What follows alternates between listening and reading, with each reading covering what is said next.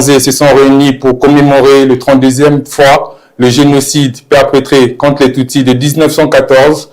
Une cérémonie particulière a été organisée en mémoire de plus de 10 000 victimes reposant dans les mémoriaux de Nteko et Musebeya, situés dans l'ancienne commune de Nchili. Reportage de Ricky Kaijuka et de Jennifer Makonga.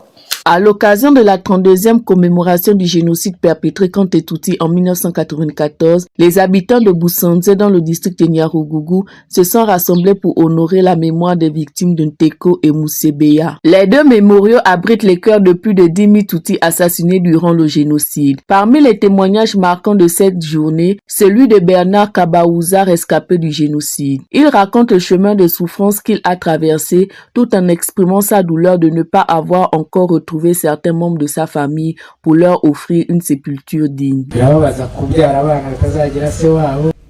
Il est très douloureux d'élever d'enfants qui ne connaîtront jamais leur père ni leur tante. Lorsqu'ils ont traversé des moments de joie ou des périodes difficiles, c'est ces moments-là que l'on apprend vraiment la valeur d'avoir une famille. Je remercie les chefs d'État et les Ingotani de nous avoir réunis à nouveau avec ce qui nous a fait mal. Et nous avons accordé le pardon ainsi. Les jeunes, le mal ne doit pas être rendu par le mal. Ce pays appartient à nous tous. Personne ne doit en exclure les autres. Malgré cette blessure profonde, il affirme avoir choisi le pardon et appelle les jeunes à ne jamais répondre au mal par le mal. Le président d'Ibuka dans le district de Nyaruguru, Silidio Abimana, a salué le courage de ceux qui ont risqué leur vie pour sauver les personnes pourchassées.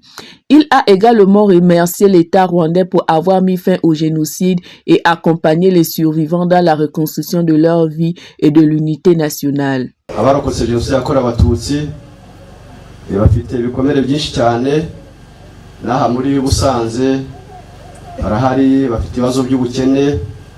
Les survivants du génocide contre les Tutsis portent de profondes blessures et ici à Busanze, ils sont présents. Ils font face des difficultés telles que la pauvreté. Par exemple, certains qui ont été réinstallés dans des villages n'ont plus de terre. Il y a également ceux qui continuent de souffrir du traumatisme. L'honorable député Glorieuse Mukamisa a de son côté encouragé les survivants à continuer de faire preuve de résilience dans la construction du pays. Elle a promis de porter leurs préoccupations, notamment celles liées aux conditions de vie difficiles de certains rescapés, et a assuré que l'État ne les abandonnera pas. Elle a également appelé tous les Rwandais, et particulièrement les jeunes, à défendre les valeurs d'unité nationale et à lutter contre toute idéologie génocidaire. Je remercie Silidio Habimana qui a été ici tant que représentant d'Ibuka dans le district de Nyaruguru.